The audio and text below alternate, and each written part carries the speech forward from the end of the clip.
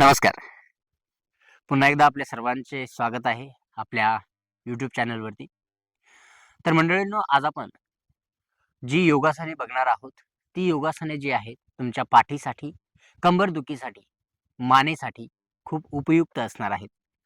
ही जर 4 ते 5 आसनं जी आहेत, जी आपण करणार आहोत, ती जर तुम्ही रेग्युलर आपल्या रूटीनमध्ये ॲड केले आणि रेग्युलर याचा अभ्यास जर केला, सराव जर केला, तर तुमची कंबरदुखी, पाठदुखी, मानदुखी जे आहेत, हे कमी होऊन जाईल.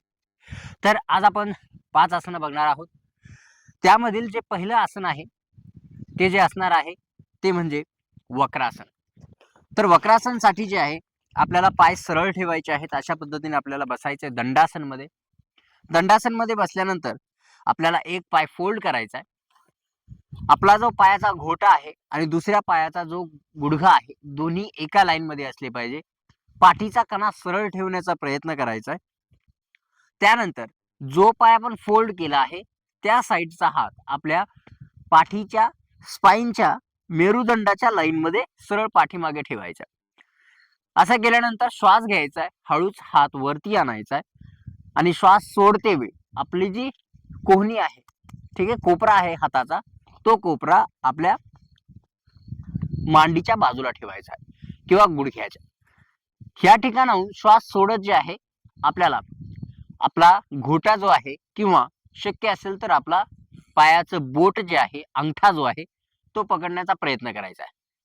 जर शक्य नसेल तर तुम्ही गुडघा या ठिकाणी अशा पद्धतीने पकडू शकता. जर पोटाचा आकार जास्त असेल किंवा पाठीमध्ये स्टिफनेस जास्त असेल तर अशा पद्धतीने पकडल्यानंतर तुम्ही ट्विस्ट व्हायचंय आणि पाठीमागं बघायचंय. जर तुम्ही करू शकत असाल तर पूर्ण श्वास सोडायचा आहे, होल्ड करायचा आहे, अंगठा आणि पाठीमागं बघायचंय. अशा पद्धतीने पाठीमागं बघत राहायचंय, श्वास घेत राहायचंय. या ठिकाणी तुम्ही जर वेळेचा हिशोब लावला तर 10 ते 15 सेकंद पर्यंत, नाही तर 5 काउंट पर्यंत तुम्ही या ठिकाणी राहू शकता. जर ब्रेथ नुसार बघितलं तर ब्रेथ जी आहे, 5 ब्रेथ म्हणजे श्वास घेणं आणि श्वास सोडणं, हा एक श्वास झाला. अशा पद्धतीने आपल्याला 5 श्वास या ठिकाणी थांबायचंय आणि तशाच पद्धतीने आपल्याला दुसऱ्या बाजूने सुद्धा करायचंय. दुसऱ्या बाजूने करताना बघून घ्या एकदा. पाय फोल्ड केला, सेम पायाचा अँकल जो आहे आणि दुसऱ्या पायाचा जो गुडघा आहे, एका लाईन मध्ये आहे. जो पाय फोल्ड केला त्याचा हात जो आहे त्या साईडचा पाठीमागे ठेवलाय, गुडघ्याला होल्ड केलंय आणि पाठीमागे बघितलं. अशा पद्धतीने जर करू शकला तर ह्या पद्धतीने श्वास घ्यायचा आहे, परत यायचंय आणि आरामात बसायचं. तर अशा प्रकारे हे जे आसन आहे वक्रासन, तुम्ही या ठिकाणी करू शकता. आणि वक्रासन केल्यानंतर जे आहे, तुम्हाला नक्कीच या आसनामध्ये आराम या ठिकाणी मिळणार आहे. तर त्यासाठी हा जो अभ्यास आहे या आसनाचा तुम्हाला रोजच्या योगामध्ये, रोजच्या व्यायामामध्ये तुम्हाला करायचा आहे. आणि जर तुम्ही हा अभ्यास केला तर तुमच्या कमरेच्या दुखण्यामध्ये, पाठीच्या दुखण्यामध्ये आणि प्लस याचे जे फायदे आहेत अजूनही आहेत. फक्त कंबरदुखी आणि पाठदुखी नाही, तर पोटाचे आजार जसं की तुम्हाला गॅसेसचा प्रॉब्लेम होत असेल, डायजेशन व्यवस्थित होत नसेल किंवा बाउल मूव्हमेंट, जर पोट वगैरे साफ होत नसेल चांगल्या प्रकारे, तर हे आसन तुमच्यासाठी खूप छान आसन या ठिकाणी बनू शकतं आणि तुमचा जो इलाज आहे, उपचार आहे, यामध्ये चांगला होऊ शकतो. यानंतर जे दुसरं आसन असणार आहे यामध्ये पवन मुक्तासन आहे. पवन मुक्तासन 2 पद्धतीने करू शकता. एक एका पायाने आणि दुसरं म्हणजे दोन्ही पायाने. एका पायाने करते वेळेस अशा पद्धतीने ठेवायचे आणि दोन्ही पायाने करते वेळेस सुद्धा अशाच पद्धतीने आपल्याला झोपायचं. एक पायाने करते वेळेस एक पाय फोल्ड करायचा आहे, पायाचा गुडघा आपल्याकडे घ्यायचा आहे, बोटांना इंटरलॉक करायचं अशा पद्धतीने आणि गुडघ्यापासून 4 बोट खाली अशा पद्धतीने आपल्याला इथे होल्ड करायचंय. मोजून मापून नाही केलं तरी चालेल, फक्त एक अंदाज. कारण या ठिकाणी आपण जर होल्ड केलं तर या ठिकाणी पूर्ण वजन, पूर्ण आपला प्रेशर जो आहे, फोर्स जो आहे तो गुडघ्यावरती जाईल, वाटीवरती जाईल. त्यामुळे थोडंसं हलकंसं खाली घ्यायचं शिन बोन वरती, जेणेकरून आपण आरामात पाय आपल्याकडे खेचू शकतो. अशा पद्धतीने. जर शक्य असेल तर आपली हनवटी जी आहे, आपल्या गुडघ्याकडे घेण्याचा प्रयत्न करायचा आहे आणि होल्ड करायचं. श्वास घेत राहायचं, श्वास सोडत राहायचं. हळूच परत यायचंय आराम करायचा आहे. ठीक आहे. अशाच पद्धतीने आपल्याला दोन्ही पायांसोबत सुद्धा करता येईल. पाय फोल्ड करायचे. तुम्ही या ठिकाणी पाय अशा पद्धतीने फोल्ड करून सुद्धा घेऊ शकता किंवा पाय वरती घ्यायचे, फोल्ड करायचे, इंटरलॉक करायचे आणि प्रेस करायचे नीजला आणि आपले हनोटे या ठिकाणी गुडघ्यांकडे घ्यायचे. या ठिकाणी थांबायचे काही श्वास, हळूच परत यायचंय, आराम करायचा आहे, रिलॅक्स. तर अशा पद्धतीने हे जे आसन आहे तुम्ही दोन प्रकारे करू शकता आणि हे आसन तुमच्या पाठदुखीसाठी जे आहे, कमरेच्या त्रासासाठी, मानेच्या त्रासासाठी फायदेशीर असणार आहे. यानंतर जे तिसरं आसन असणार आहे, अशाच पद्धतीने आपल्याला रॉक अँड रोल आसन करायचं. रॉक अँड रोल म्हणजे काय? तर आपल्याला इंटरलॉक करायचे, पवनमुक्तासन सारखं होल्ड करायचंय. पण या आसनामध्ये आपल्याला आपलं जे डोकं आहे ते वरती घ्यायची गरज नाहीये. फक्त या ठिकाणी असं थांबायचंय आणि असं थांबल्यानंतर समोर जायचंय, पाठीमागे यायचंय, रोल करायचं स्वतःला अशा पद्धतीने. ठीक आहे. आणि त्यानंतर दुसरा एक प्रकार याच्यामध्ये आहे, तो म्हणजे साईड वे.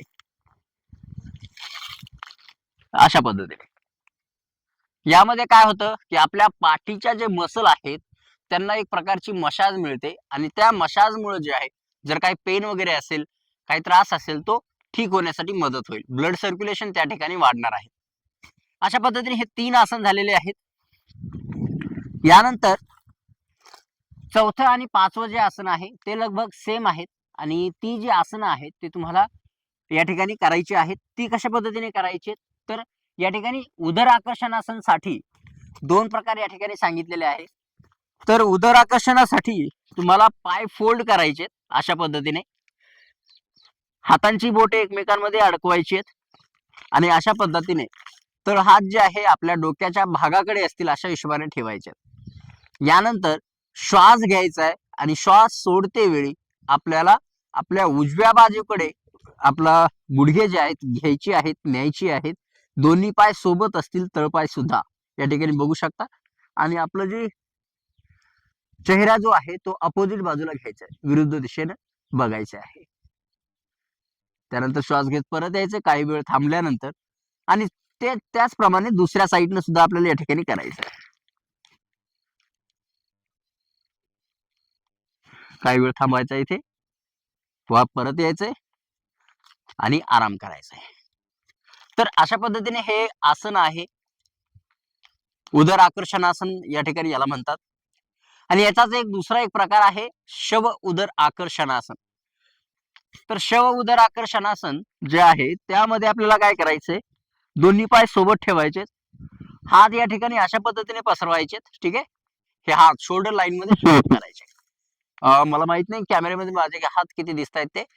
यानंतर काय करायचंय, उजव्या पायाला फोल्ड करायचंय. उजव्या पायाचा जो तळपाय आहे तो आपल्याला डाव्या गुडघ्यावरती ठेवायचा आहे आणि आता जो गुडघा वरती आहे त्याच्या विरुद्ध हाताने त्या गुडघ्याला पकडायचा आहे आणि तो गुडघा श्वास सोडत सोडत जे आहे आपल्याला अपोजिट बाजूला म्हणजे ज्या हाताने पकडलं त्याच दिशेने आपल्याला खेचायचा आहे आणि आपला जो चेहरा आहे, आपला चेहरा दुसऱ्या बाजूला करायचा आहे.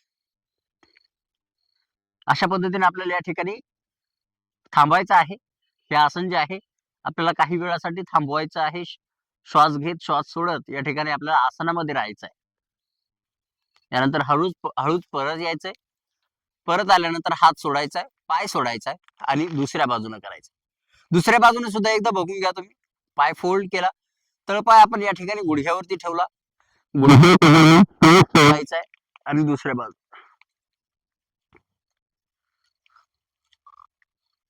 श्वास घेत राहायचं, श्वास थांबवायचा अजिबात नाही.